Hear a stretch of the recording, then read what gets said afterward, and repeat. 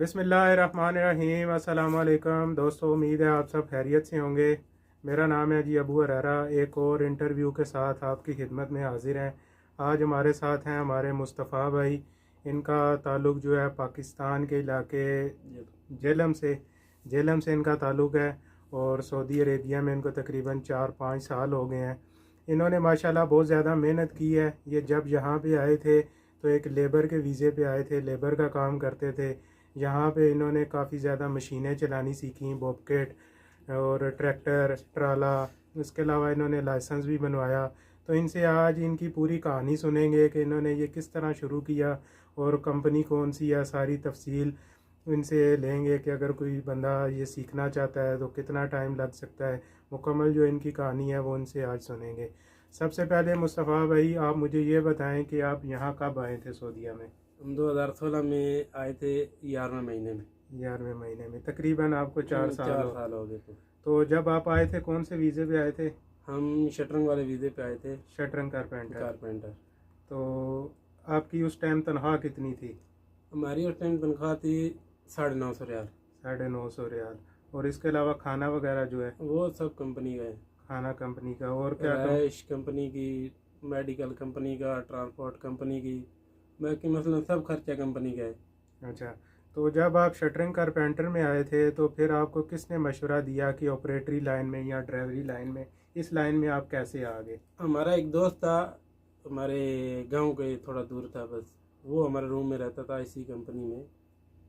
उसने हमको मशवरा दिया, वो ऑपरेटर था बबकेट। उसने हमको मशवरा दिया कि हम आपकी इधर ट्रांसफ़र करवाते हैं, आप बबकेट थोड़ा बहुत सीखो और उसके बाद हम बात करेंगे मुदीर से, वो आपको इस साइड में लेके आएगा। तो हमने थोड़ा बहुत बबकेट सीखा और उसके बाद हमने उससे बात की कि हम चला लेते हैं बबकेट। उसने आगे बात की मुदीर से। हमारा एक मुदीर है, शहबाज नाम है उसका, और उसने बोला सही है, मुश्किल नहीं है। उसने हमारी साइड में हमारी मेल की और हम उसके ज़रिए इस डिपार्टमेंट में आ गए। अच्छा, तो कोई भी नया बंदा है अगर वो बॉबकेट सीखना चाहता है तो अंदाज़न कितने दिन में वो सीख सकता है? बॉबकेट चलाना मुश्किल तो नहीं है, लेकिन उसके साथ आपको एक्सपीरियंस जो है ना वो आपको लेना बहुत ज़रूरी है, क्योंकि उसमें लेवल का काम है, उसमें मिट्टी को इकट्ठा करना, बल्दियाँ उठाना, इसमें बहुत सारे काम है। उसके बाद उसके आगे ब्लेड लगता है, उसके सफाई वाला काम है, इसमें बहुत काम है। जितना आप इसको चलाओगे इतना आपको तजर्बा होता जाएगा बॉबकेट के काम में। मैं अक्सर अपने व्यूअर्स को बताता हूँ कि कोई भी मशीन है उसको चलाना तो इतना मुश्किल नहीं है। आप 2-4 दिन में, 1 हफ़्ते में मशीन चलाना सीख जाते हैं। लेकिन जब आप काम करते हैं, जब कोई लेवल का काम है, वो आहिस्ता आहिस्ता आपका एक्सपीरियंस बढ़ता रहता है।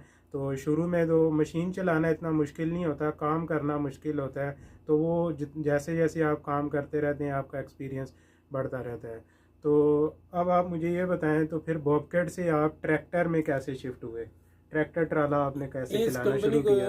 एक ट्रैक्टर ड्राइवर की ज़रूरत थी, हम ट्रैक्टर चला लेते थे। और ट्रैक्टर के पीछे इतना लंबा ट्राला होता है ना कि जैसे दूसरा बाई व्हीलर ट्राला होता है ना, उससे वो चलाना, बैक लगाना, वो ट्रैक्टर के जो पीछे ट्राला है इधर, वो मुश्किल है। अगर आप वो चला लोगे तो आपको वो ट्राला, दूसरा बाई व्हीलर ट्राला, 18 व्हीलर ट्राला, आपको मुश्किल नहीं लगेगा। उसका जो बैक है ना, ट्रैक्टर चलाना तो मुश्किल नहीं है, खाली ट्रैक्टर तो हम वैसे भी चला लेते थे पहले। लेकिन वो जो हमको सीखते सीखते वो 5-6 महीने में हम बहुत मुश्किल से ट्रेन हुए उस पर। 5-6 महीने के बाद हमारा हाथ साफ हुआ, हम उसके बाद हमें कोई परेशानी नहीं है। फिर आपने लाइसेंस भी बनवाया?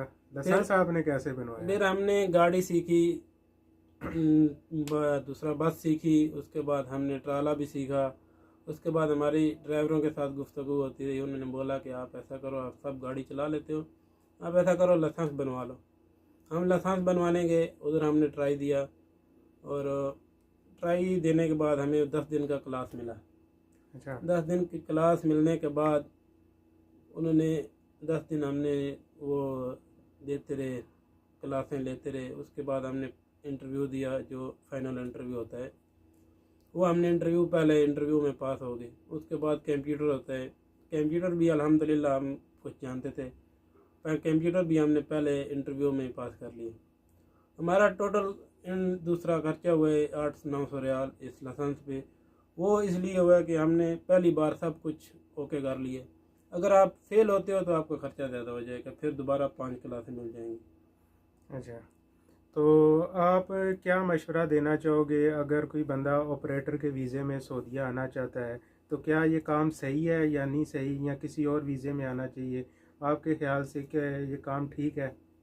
ऑपरेटरी का काम अच्छा है। इसमें एक तो मुदीरों की गिर गिर नहीं है, दूसरा आपको कोई ऐसे नहीं बोलेगा इधर आओ ओए, आपको तमीज़ से बुलाएंगे, यार आओ हमारे साथ थोड़ा ये काम है ये करके दो। इसमें थोड़ा आपको इज्जत होती है। यानी लेबर कि लेबर से जो है ऑपरेटर की ऑपरेटर रिस्पेक्ट है। लेबर का जो काम है वो मुश्किल भी होता है, उसमें सारा दिन गर्मी में धूप में भी काम होता है। ऑपरेटर का अगर काम है तो ठीक है, नहीं है तो आपको कोई बंदा तंग करने वाला नहीं होता, तो ऑपरेटर का वीज़ा इस लिहाज से ठीक है। ठीक है। तो अभी आप को 4 साल हो गए हैं, आप जी छुट्टी जाने लगे हैं, बिल्कुल। तो कंपनी का जो रूल होता है सऊदी अरेबिया में, कितने साल के बाद आप छुट्टी जा सकते हैं? सऊदी अरेबिया में वैसे तो आप जब आते हो आपका 2 साल का एग्रीमेंट होता है। 2 साल के बाद आपको छुट्टी देती है कंपनी, 2 महीने की, 3 महीने की। इससे ज़्यादा कंपनी छुट्टी नहीं देती है। अच्छा। सही है।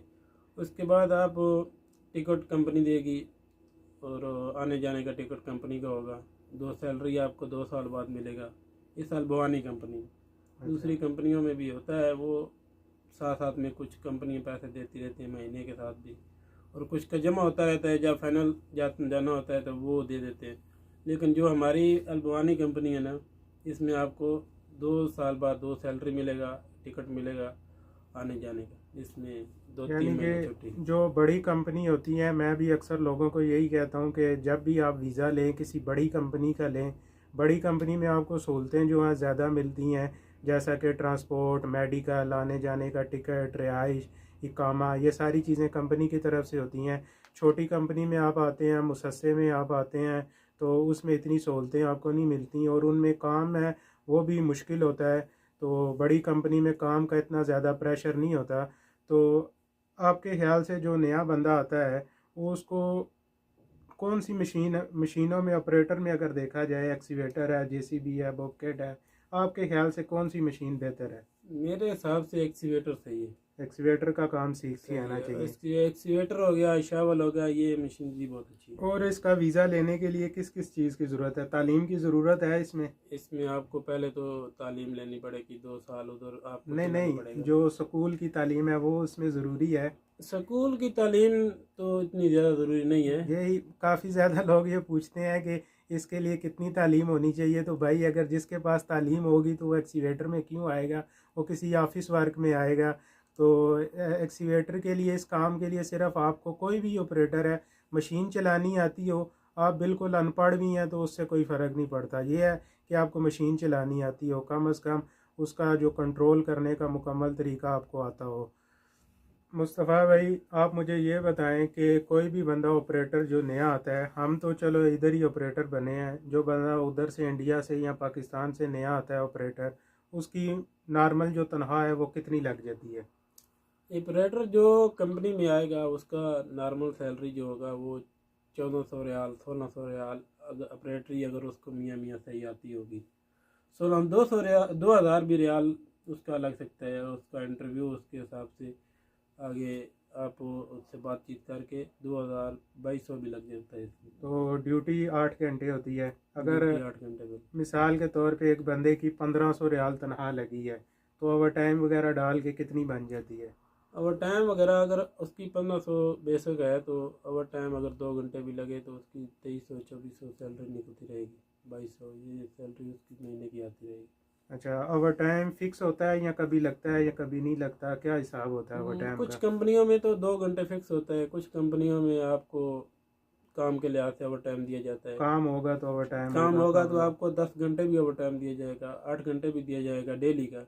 2 घंटे तो अक्सर कंपनियों में चलता रहता है। अगर काम ज़्यादा होगा 4 घंटे, 6 घंटे, 7 घंटे ये भी ओवर टाइम मिलता है, डेली का भी मिलता है। यानी कि ये काम के हिसाब से होता है। हम्म। तो आपको 4 साल हो गए हैं, तो आपका कैसा एक्सपीरियंस है? इस कंपनी कैसी है? सऊदीया कैसा है? आपका क्या ख्याल है कि इस हवाले से?